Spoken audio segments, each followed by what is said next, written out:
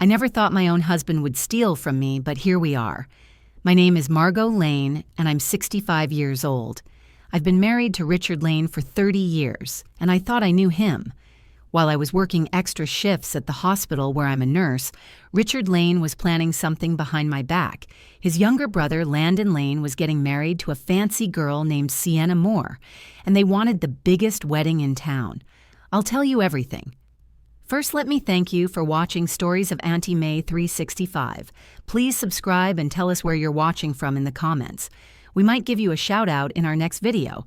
Today's special shout-out goes to Sandra Stevenson from Fernandina Beach, Florida. Thank you for being part of our family. Now let me tell you everything. The phone call came on a Wednesday evening while I was making dinner. Richard Lane walked in, grinning like he'd won the lottery. "Margot Lane, honey, wait until you hear what I did today." I turned from the stove already feeling worried. Richard Lane only smiled like that when he was up to no good. "What did you do now, Richard Lane?" I asked, stirring the soup. He pulled out his phone and showed me pictures of fancy wedding decorations. I solved Landon Lane and Sienna Moore's money problem. You know how they've been stressed about paying for their dream wedding. My heart started beating fast. What kind of solution? Richard Lane's chest puffed up with pride. "I sold your little beachside condo in Venice Gardens, the one you bought before we got married." The wooden spoon fell from my hand and clattered on the floor. "You did what Richard Lane kept smiling like he'd given me good news. Got a great price for it, too. More than enough to pay for Landon Lane's wedding and then some." I stared at my husband of 30 years. "Richard Lane, that apartment is mine. My name is on the papers." He waved his hand like it didn't matter. "Well, we're married. What's yours is mine, right? Besides, you never go there anymore. I felt like someone had punched me in the stomach. I don't go there because I'm working to pay for this house and everything else." Landon Lane suddenly appeared in our kitchen carrying a bottle of champagne. He was practically dancing with joy. "Margot Lane, isn't this amazing? Now Sienna Moore can have her fairy tale wedding at the country club. We're talking 400 guests, a live band, imported flowers, the works." I looked at Landon Lane's happy face, using money from selling my home. Landon Lane laughed and patted my shoulder. "You can always buy another apartment, Margot Lane. Besides, you're never there anyway. At least this way the money goes to something important."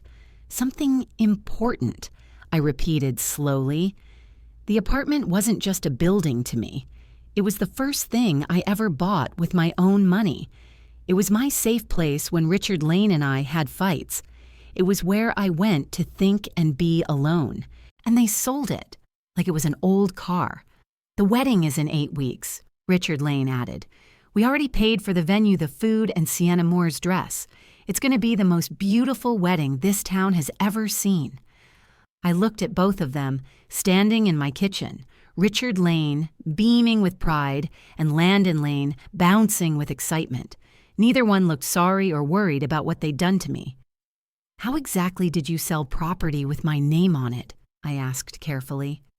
Richard Lane cleared his throat and looked uncomfortable for the first time. "Well, we handled the paperwork ourselves. You know how these things work.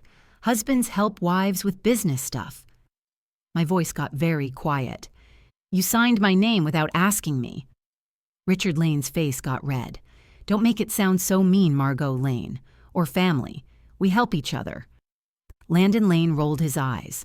"Come on, Margot Lane. Don't be dramatic. It's not like you can't afford another place. You make good money as a nurse." The money I made working 12-hour shifts at the hospital taking care of sick people, while my back ached and my feet hurt. And Margot Lane.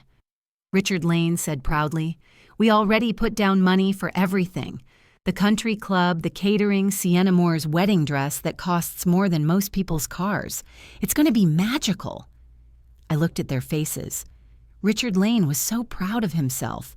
Landon Lane was glowing with happiness. Not one of them felt bad about stealing from me. The apartment was my independence, my proof that I could take care of myself, my escape when life got hard. And they sold it for a party. Margot Lane, Richard Lane said, when I stayed quiet. "Say something. Aren't you happy for Landon Lane?" I forced my face to look calm. Years of dealing with difficult patients taught me to hide my feelings. Congratulations, Landon Lane. I'm sure it will be a lovely wedding. Landon Lane clapped his hands together. I knew you'd understand. You're the best sister-in-law ever. I had to get out of that kitchen. I need to make some phone calls, I said, walking toward my bedroom. Work stuff. Richard Lane called after me. Of course, honey. We love you. I closed the bedroom door and sat on my bed staring at my reflection in the mirror. They thought they'd played me perfectly. The sweet old wife who'd swallow this betrayal with a smile and maybe even help pay for more wedding stuff. They had no idea what they just started. I picked up my phone and called my friend Maya Torres, who worked at the bank. Maya Torres, it's Margot Lane. I need a big favor and it's going to get messy. Maya Torres answered right away. Margot Lane, what's wrong? You sound upset. I took a deep breath. Richard Lane just sold my apartment without telling me. He forged my signature and used the money for his brother's wedding. Maya Torres gasped. Margot Lane, that's stealing. That's against the law. I walked to my window and looked out at the garden I'd planted. It gets worse. They've been using my credit cards for wedding expenses, and I just found out they borrowed money using this house as security. Maya Torres was quiet for a moment. How much money are we talking about? The apartment was worth about $300,000. They probably got close to that, maybe more, because property prices went up. Maya Torres whistled. Margot Lane, honey, do you have copies of your apartment papers and bank records? I walked to my filing cabinet. Everything's right here. I always keep important papers safe. Smart woman. What else do they have access to?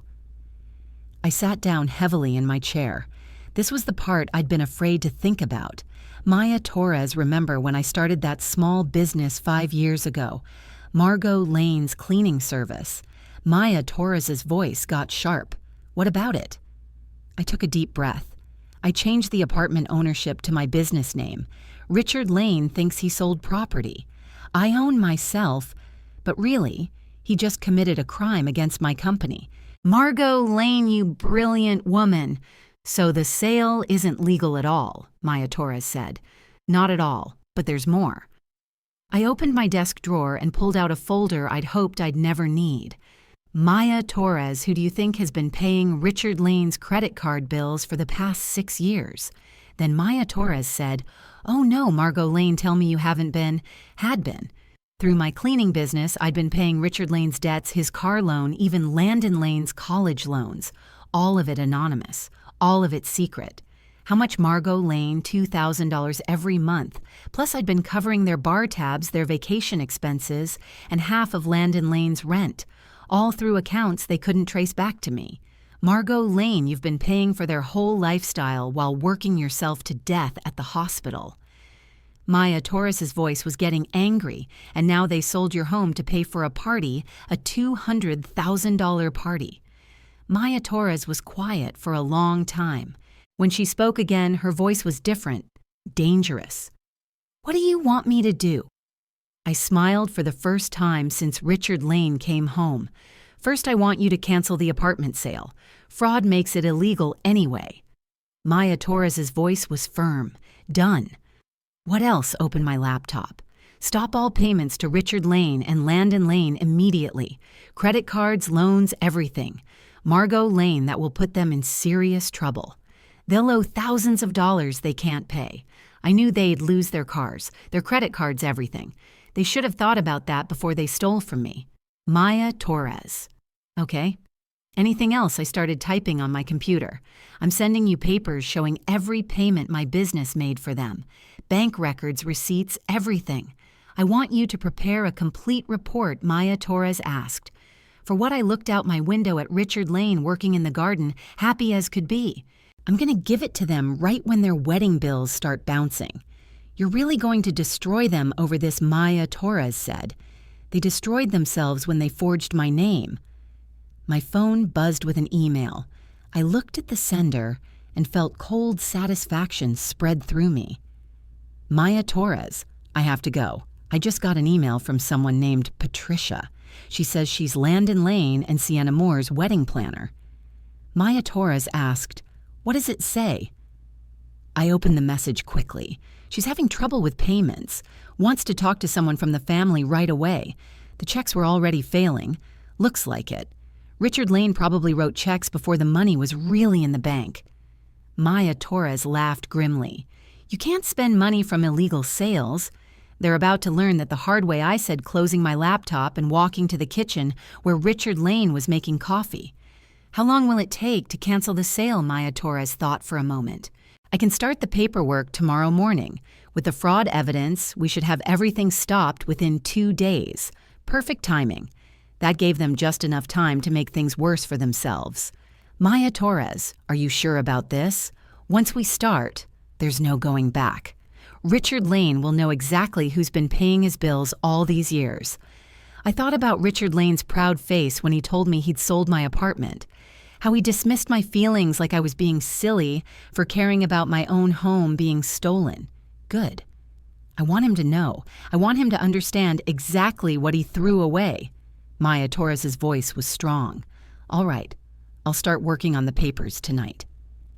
After we hung up, I sat in my kitchen listening to Richard Lane humming while he washed dishes.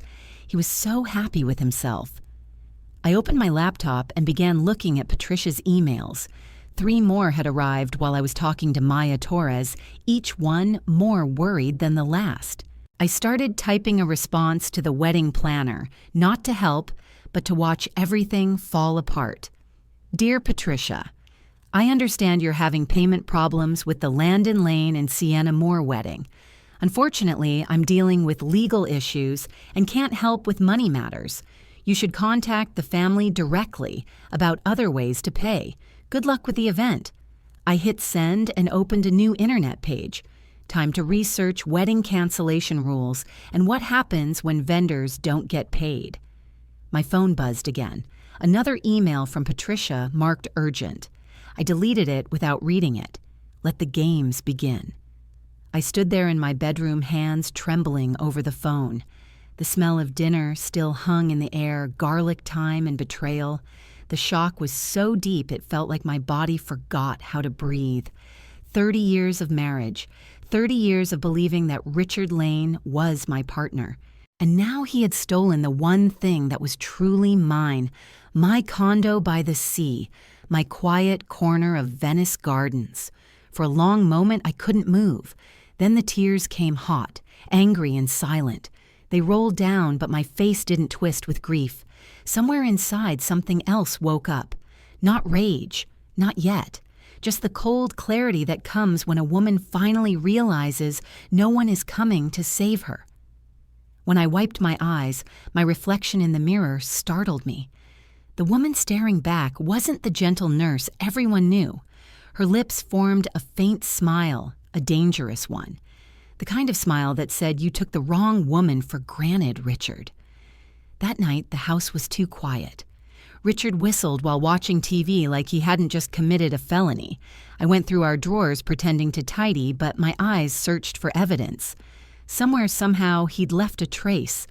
And then I found it a small brass key, half hidden beneath a stack of receipts in his nightstand. A label dangled from it, faintly marked with VG Safe Box 14, a safety deposit key. My heartbeat quickened. Richard didn't have a box at our local bank. That key meant there was something somewhere he didn't want me to find, and now it was mine. The next morning, Venice Gardens looked deceptively peaceful. Seagulls cried over the marina, the air smelled of salt and espresso, and I felt the weight of a decision pressing against my ribs. I tucked the key into my uniform pocket and drove to the hospital. All day as I checked patients' pulses and changed IV bags, my mind replayed the betrayal like a broken reel. Every I love you, every anniversary card, every night I worked overtime so we could retire comfortably, all of it hollow. When my shift ended, I didn't drive home. Instead, I headed straight to the main branch of Coastal Bay Bank, where my friend Maya Torres worked. The same Maya who had helped me freeze the fraudulent sale. She met me in the lobby with a hug and that sharp look she always had when something was wrong. "Margot, you okay? I found something?" I whispered. I pulled out the key. Her eyes widened. "Oh boy," she muttered. "You think he's hiding money?" I don't think I said. I know Richard. He doesn't whistle unless he's sure he's outsmarted someone. Maya led me to her office and shut the door. Within minutes, she'd traced the code. Box number 14 belonged to Richard Lane, registered 3 months ago, just before the wedding planning began. She leaned back, folded her arms. You want to see what's inside? I smiled thinly. I didn't drive here for the coffee. When the bank clerk unlocked the small metal door, the click echoed like thunder in my chest. Inside the box was a neat folder and a velvet pouch. The folder held photocopies of property deeds mine and a forged signature so perfect it made me nauseous. The pouch contained jewelry, my late mother's gold locket, which had been missing for years. I closed my hand around it, knuckles white. He had kept it here all this time. Maybe to pawn it. Maybe to gift it to Sienna's mother as a token of family unity. For a second, I thought I might throw up, but I didn't. Instead, I laughed a low, bitter laugh that even startled Maya. Margot, she whispered, are you okay? I nodded slowly. Perfectly. I just realized something, Maya. I've been married to a man I don't even know. That night, I returned home after Richard had gone to bed. He was snoring a sound that used to comfort me.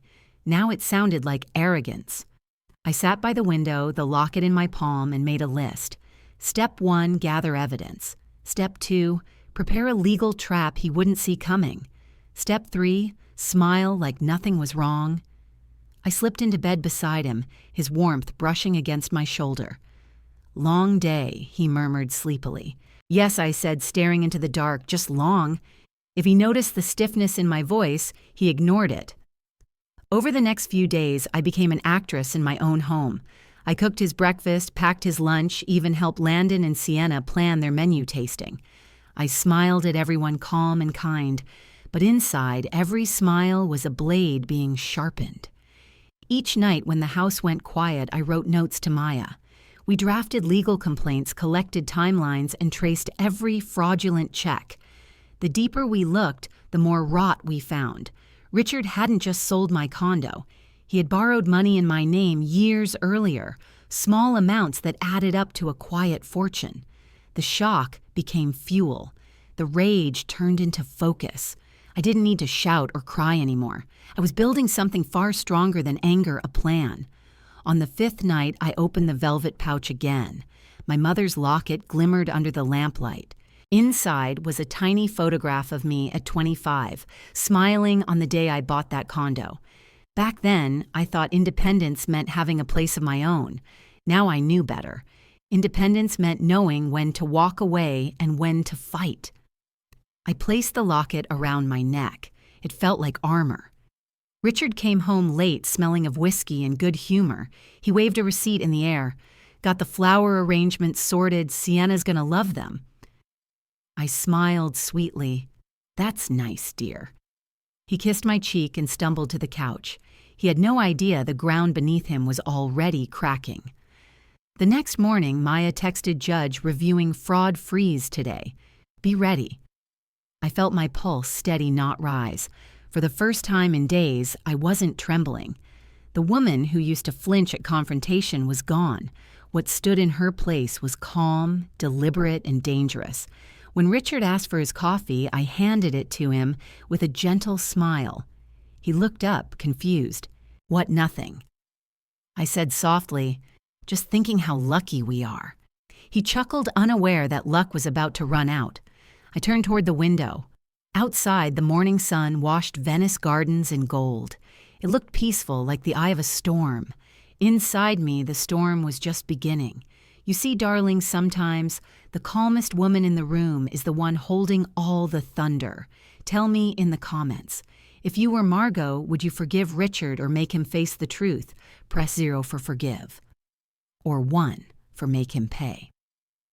The next morning, the coffee tasted different. Maybe it was the creamer. Or maybe it was victory brewing slowly under the surface. Richard sat at the table, scrolling on his phone, oblivious to the storm quietly forming around him. He still thought everything was under control, and that, my dear listeners, was what made it so delicious. I watched him sip his coffee, whistling the same tune as always. He He had no idea that Maya had already called me at sunrise. The judge had officially approved the fraud freeze. Every penny from that illegal sale was locked tight, sealed like a vault at the bottom of the ocean. Richard Lane just didn't know he was already broke. By noon, the chaos began. First came the text messages, then the calls, then the shouting from the living room. Landon's voice cracked through the house like a teenage tantrum. Dad. The venue says the payment didn't clear. Richard frowned, half annoyed, half confused. It's just a glitch, he muttered. Banks are slow these days.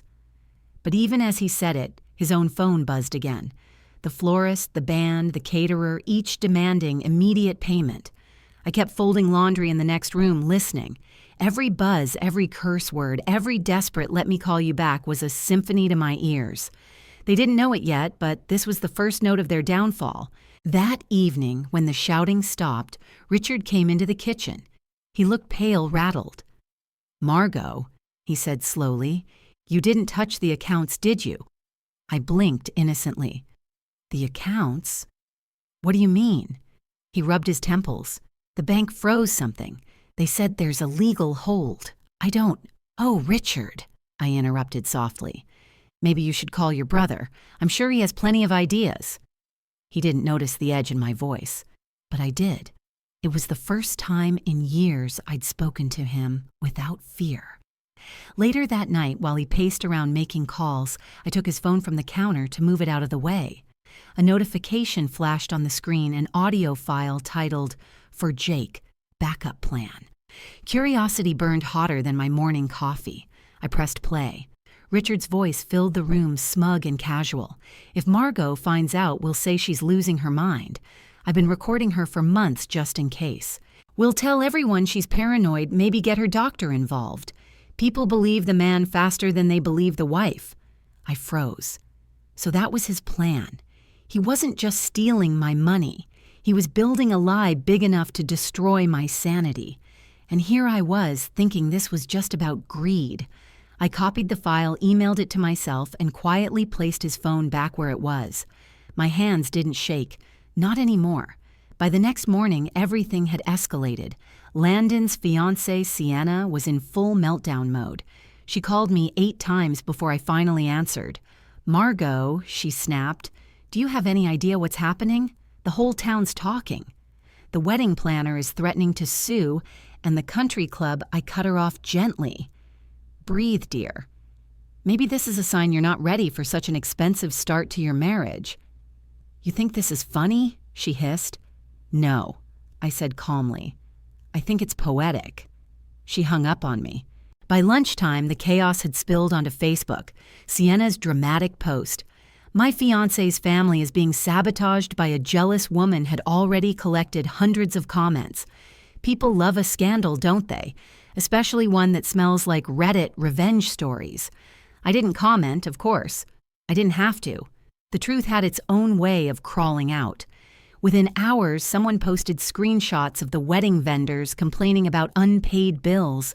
Another person posted legal documents showing the fraud investigation. And then someone else, bless their nosy heart, shared Richard's business photo under a thread titled, "When Karma Arrives with a Lawyer." The internet didn't even know my name yet, but it was already on my side. That afternoon, Maya called. "Margot, I just checked the stories getting traction. The fraud case might go public." I laughed softly. "Good. Maybe it'll remind some men that marriage isn't a license to steal." She chuckled. "Girl, this is like something out of Reddit revenge stories." I smiled. Maybe someday someone will tell it there. That night, the house felt different again. Landon came storming in, red-faced and sweating. "Margot," he said through clenched teeth, "fix this. Whatever you did with the bank, undo it. You're ruining my life." "Sweetheart," I said gently, "your life was already ruined the moment you thought mine didn't matter." His jaw dropped. He'd never heard me speak like that. Behind him, Richard appeared, his tone sharp. "Enough. She's just trying to punish us." He turned to me. "Margot, please stop this madness." Madness. There was that word again. I reached into my pocket, pulled out my phone, and pressed play. Richard's own voice filled the room, the secret recording. If Margot finds out, we'll say she's losing her mind. The color drained from his face. Landon stood frozen. Sienna's name flashed on his phone again, but he didn't move. "Still think I'm the crazy one?" I asked quietly. Richard's lips parted, but no sound came. I didn't raise my voice. I didn't throw anything. I just walked to the window and looked out at the ocean. The sun was setting orange and calm, like it didn't care about the war raging inside this house. Behind me, Richard whispered, "Margot, what are you going to do?" I turned, slowly met his eyes and smiled. "Nothing. I don't have to do anything. You've already done it for me." The next day, his recording leaked online, how I'll never say. Maybe it was divine justice. Maybe it was Maya. All I know is that within 24 hours, the internet had decided its verdict. He tried to gaslight his wife after stealing her property. This sounds like real-life Reddit revenge stories. She's my hero.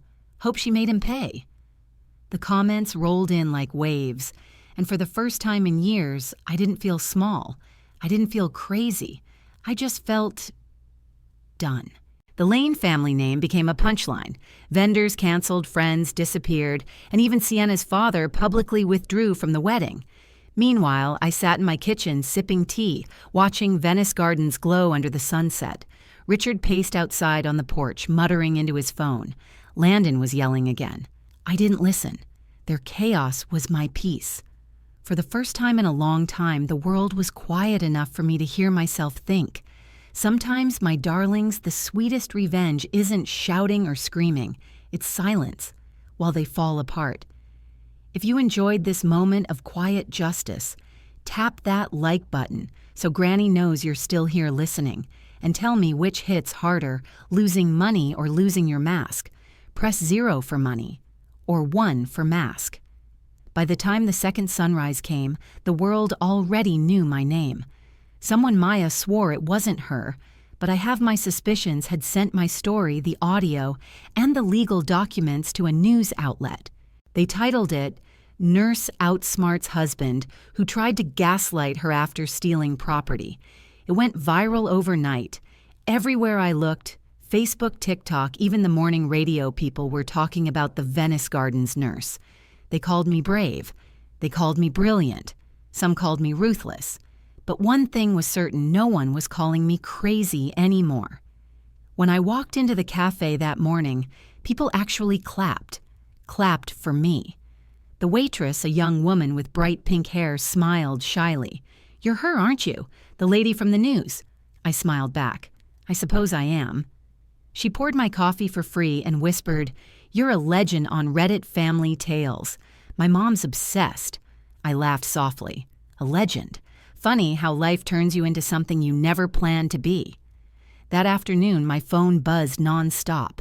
Journalists, bloggers, talk shows. Everyone wanted to hear from the woman who fought back. But one call stood out, "Good Morning America." The producer's voice was smooth, practiced. "Mrs. Lane, your stories inspired millions. We'd love to have you on the show. Just to talk about resilience, forgiveness, human strength." Forgiveness. That word tasted bitter. Still, I agreed, not out of vanity, out of curiosity. I wanted to see what it looked like my own face reflected back at me from the world's applause. Maya helped me prepare. She brought over a navy dress, simple but strong. "No red," she said, pinning my hair. "Red says war, blue says wisdom." We rehearsed answers to the usual questions. How did you find the courage? What would you say to other women? And of course, do you regret anything? That last one lingered. I didn't know how to answer it. Maybe I still don't. The morning of the interview, I stood under the bright studio lights. The cameras were larger than life, the hosts smiling with that practiced warmth that never reaches their eyes. Margot Lane, the anchor, said, "You've become an icon for women standing up against manipulation. How does it feel to be America's symbol of justice?" For a moment, I hesitated. Then something inside me clicked. I sat a little straighter and smiled. "It feels quiet," I said, "because the truth isn't loud, it's just steady." The room went silent. Then applause erupted. Later that night, back at home, I watched the replay. There I was, poised calm, a symbol of strength. Comments poured in beneath the video. She's our hero. This belongs in Reddit family tales. Finally, a woman who fought back with brains, not bitterness. It should have felt like victory. It did for a while. But behind every headline, behind every praise-filled comment, there was still silence. My house was quiet. Too quiet. Richard had moved out 2 weeks earlier. His lawyer sent me a letter full of empty threats about defamation. Landon stopped showing up altogether, and Sienna, well, she'd deleted all her accounts after the meltdown video went viral. Yes, the internet adored me, but adoration doesn't keep you company at night. I caught myself scrolling through messages from women thanking me. Widows, nurses, grandmothers, they all said the same thing. You gave me courage. You made me believe I could start over. You made me proud to be me. And maybe that was enough. Maybe that was what real victory looked like. Still, when the lights went out, the house echoed. Even victory has a lonely sound. It's the hum of a refrigerator at midnight, the faint tick of the clock when no one else is breathing beside you. I stood at the window and looked out toward the dark ocean. Venice Gardens shimmered under the moonlight, peaceful and indifferent. I whispered to the waves, "You always come back, don't you?"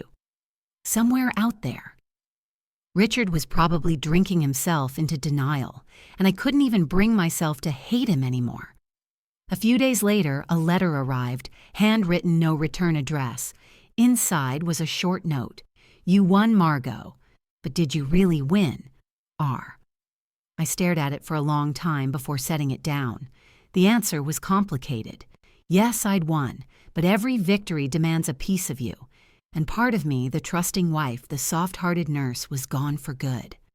That evening, Maya stopped by with a bottle of wine. We sat on the porch, the sunset painting everything gold. So she said, raising her glass, "You're officially famous." I chuckled. "Fame's a funny thing, Maya. It's like a fever, feels powerful, but it burns." She smiled knowingly. "You think it's over?" "No," I said softly. "I think this was just the first act." That night, I logged onto the internet again. There were still thousands of comments, but one caught my eye. Margot Lane should start a foundation for women who've been financially abused by their spouses. It made me pause. Not because of the idea itself, but because it didn't sound like revenge anymore. It sounded like purpose. Maybe that's what the universe was whispering through all this chaos, that sometimes destruction clears the way for something cleaner. As I closed my laptop, I caught my reflection in the dark screen. The same woman who once trembled in her own kitchen now stared back steady and unflinching. And though I was alone, I felt whole. Justice had cost me companionship, yes, but it had given me something better, clarity. And clarity, my dear listeners, is a crown no one can steal. Sometimes victory doesn't sound like cheering, it sounds like peace. And peace, darlings, is the loudest kind of power. If this story made you feel something, give Granny a gentle like it helps her know you're still here, still listening under the same sky. Fame fades faster than anger. Within a month, the headlines cooled, the cameras moved on, but I didn't. While the world celebrated the Venice Gardens nurse, I sat quietly at my kitchen table mapping out the endgame, because this wasn't over. Not until every lie Richard Lane had built was stripped bare. I wasn't angry anymore. Anger clouds judgment, and judgment, when sharpened, is a blade. So I sharpened mine. The letter he sent me, "You won, Margot." But did you really win? Wasn't a taunt. It was a mistake. A move made too soon by a man who didn't understand the game he was still playing. I poured myself a cup of black tea and began writing my countermove, not in emotion, in strategy. Richard still had assets, hidden retirement accounts, a small consulting business, and an investment fund under Landon's name. Maya and I found them through quiet persistence and a sympathetic clerk at City Hall who owed me a favor from the hospital. The deeper we dug, the colder I became. Each number, each hidden account, each forged signature wasn't a heartbreak anymore, it was evidence. By the end of that week, we had a full portfolio ready for my lawyer, Ms. Daphne Carter, a retired prosecutor who now specialized in gray justice, as she called it. When she finished reading the file, she looked up at me. "You sure you want to go through with this? Margot, you'll ruin him completely." I met her eyes without blinking. He ruined himself. I'm just signing the paperwork. The next day, Richard made his first real move. He hired a private investigator, a man named Paul Garrison, to follow me. He must have thought he could intimidate me, maybe find something to smear my name again. But men like Paul always leave footprints. On the second day, Maya spotted him near my house.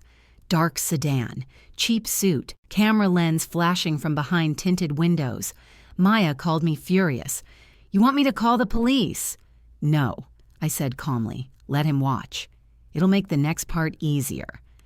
That evening, while Paul followed me from the grocery store, I made sure to drop by the Venice Gardens police station. A small gesture, a friendly wave to Officer Jensen, who happened to be the same officer assisting Detective Vega on Richard's fraud case. I left the parking lot with a small smile. By the time Paul reported back to Richard that Margot's meeting with the police, I could almost hear Richard's panic from miles away. You see, chess isn't about emotion. It's about forcing your opponent to make mistakes. 2 nights later, Richard called. His voice was low, tense. "Margot, can we meet? Just to talk. We don't need lawyers. I miss you." That line might have worked once. It didn't now. I agreed to meet him on my terms. A public cafe, broad daylight, witnesses all around. When he arrived, he looked older, defeated but dangerous. "Margot," he said, reaching for my hand, "this has gone too far." "Has it?" I asked softly. "I thought we were just getting started." He sighed. "You don't understand. You're destroying my reputation." I leaned forward slightly. "No, Richard. You destroyed it when you recorded yourself trying to frame me as insane." The color drained from his face. "Margot, please, I didn't mean," I cut him off. "You hired Paul Garrison, a private investigator who's been operating without a current license for 2 years. That's a felony in California." His jaw tightened. "How do you know that?" I smiled thinly. "Because I checked his record before you did." He stared at me like he'd never seen me before. And maybe he hadn't. The woman sitting across from him wasn't his nurse wife anymore. She was the quiet storm he had created. I stood leaving a folder on the table. Inside were copies of Paul's photos, timestamps, and a notarized letter from Officer Jensen verifying the illegal surveillance. "You can keep this," I said, my tone level. "Consider it a courtesy. The next folder goes to Detective Vega." His mouth opened, but no words came. He looked like a man trying to swallow glass. I didn't wait for him to recover. I walked out, my heels clicking like punctuation marks on the tile. By the next morning, the entire city seemed to hum with rumor. Richard's private investigator had been arrested for falsifying records.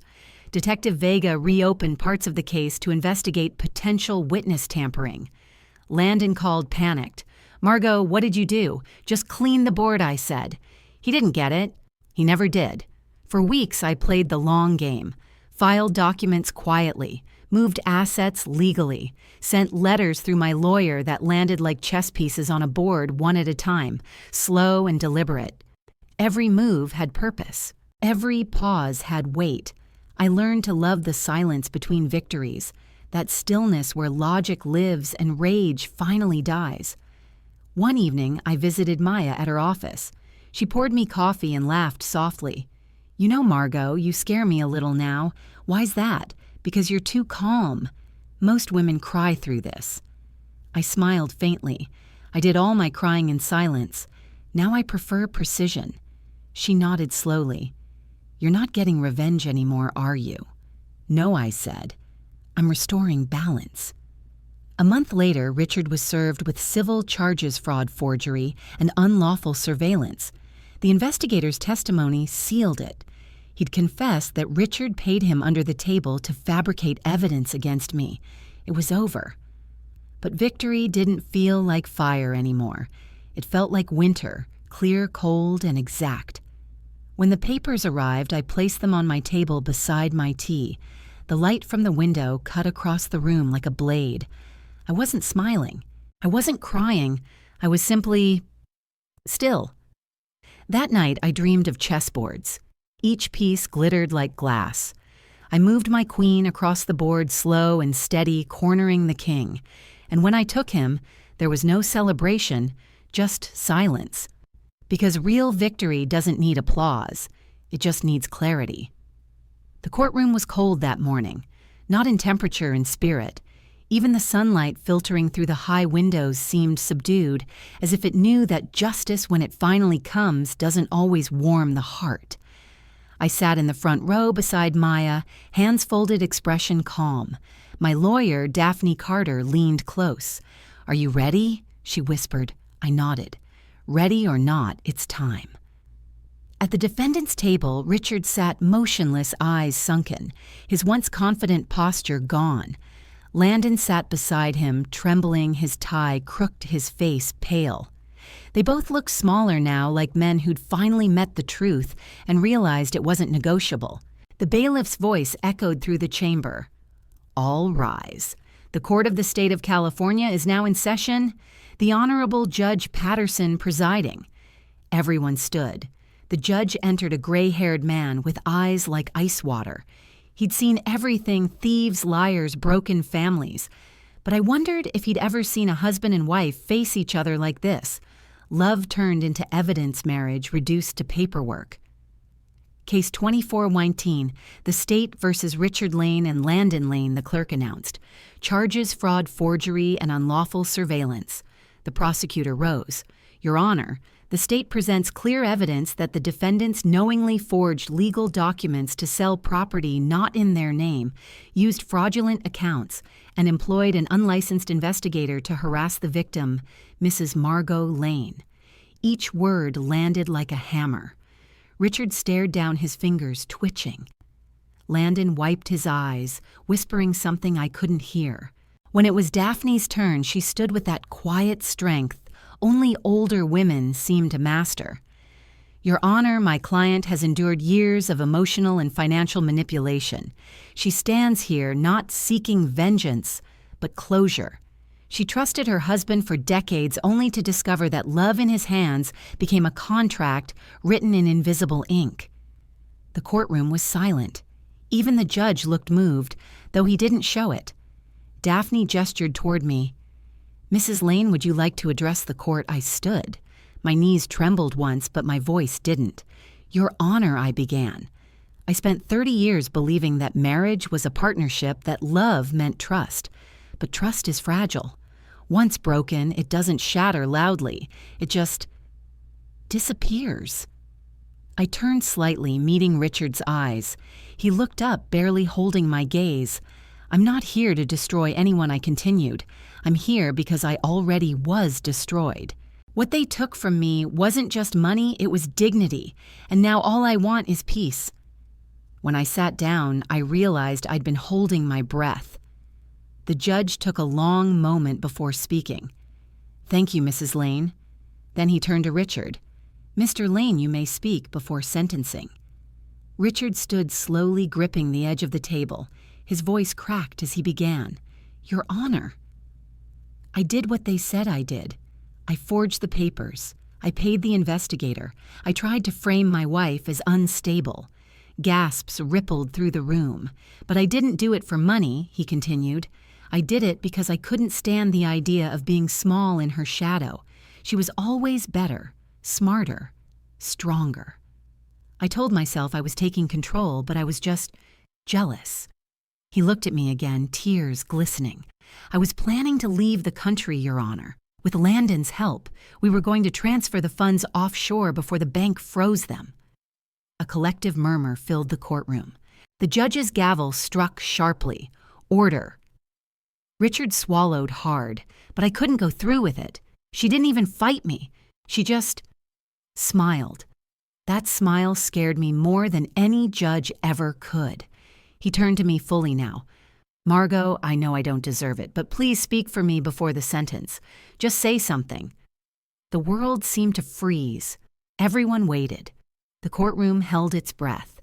Maya squeezed my hand, whispering, "You don't owe him anything." She was right. But I stood anyway. Maybe not for him, maybe for the part of me that still needed to understand why love can turn into cruelty. "Your Honor," I said quietly, "Mr. Lane is right about one thing. He doesn't deserve my forgiveness. But I also don't deserve to carry his sins on my back any longer." I looked at Richard again. For 30 years, I believed in the man beside me. The day I stopped believing, I thought I lost everything. But maybe that was the day I finally found myself. I turned back to the judge. "I'm not asking for mercy. I'm asking for truth. Let the law decide what I couldn't." The judge nodded solemnly. "Very well." He opened the folder before him. Richard Lane, 20 months in minimum security prison. Landon Lane, 15 months of probation and full restitution. His gavel struck the desk with finality. Court is adjourned. It was over. The words echoed through the room like thunder, but all I felt was silence. Maya hugged me, whispering, "It's done, Margot. You did it." But my eyes were on Richard. He turned once before the bailiff led him away. For a fleeting moment, I saw the man I used to love, the one who made me laugh in the kitchen, who held my hand through sleepless nights. Then I remembered the recording, the lies, the forged documents. Tears burned my eyes. Not for him, for the years. Outside the courthouse, cameras flashed. Reporters shouted my name, but their noise felt far away, like a storm on another shore. Justice had come, but it hadn't brought peace. Not yet. That night, I sat alone in my apartment, the verdict still ringing in my head. The city lights shimmered across the window glass. I whispered to my reflection, "You won, Margot. So why does it still hurt?" The reflection didn't answer. It just stared back, tired and hollow. Later, I opened the small wooden box where I kept the old wedding ring. For a moment, I held it against the light. It glittered faintly, the last lie that had once symbolized love. Then I set it down and closed the lid. Justice had been served. But the truth was simpler, colder. When you cut out poison, you bleed too. Justice feels clean in theory, my darlings, but in real life it leaves scars where the lies used to live. Tell me, would you still choose justice if it cost you the person you used to love? The courthouse faded behind me like an old photograph, too heavy to carry, too finished to revisit. Venice Gardens shimmered under the late afternoon sun, the same streets that had once echoed with laughter and now felt strangely still. For the first time in years, I walked without a destination. No courtroom, no lawyer, no plan, just me, and the sound of my own footsteps. Soft wind moved through the palm trees, scattering bits of golden light across the sidewalk. I could smell salt in the air, sharp, cleansing, alive. It smelled like something new. Maya offered to drive me home after the verdict, but I refused. "I need to walk," I told her. She nodded, understanding, without asking why. Good friends always know when silence is the answer. When I reached the pier, the waves lapped gently against the wooden posts. Children were laughing somewhere down the boardwalk. A couple held hands, oblivious to the world. And I stood there, a woman who had burned down her past just to see if she could still feel warmth. For years, I had built my life around others, a husband's needs, a brother-in-law's dreams, a family's comfort. Now there was only me. It should have felt lonely, but somehow it didn't. It felt pure. That night, I returned to my beachside apartment, the one that started it all, the one they tried to steal. I opened the door, half expecting to find ghosts waiting. Instead, I found silence, soft, unbroken, almost sacred. Everything was as I left it: my nursing books, my framed photos, my reflection in the window, older but unafraid. I walked to the balcony, watching the orange horizon sink into the ocean. The waves caught fire under the setting sun, glowing like embers of a story finally told. Sometimes victory doesn't roar. Sometimes it whispers. The papers from the court were still on the table. Richard's sentence, Landon's probation. I didn't touch them. Justice had already done its work. Now it was time to do mine.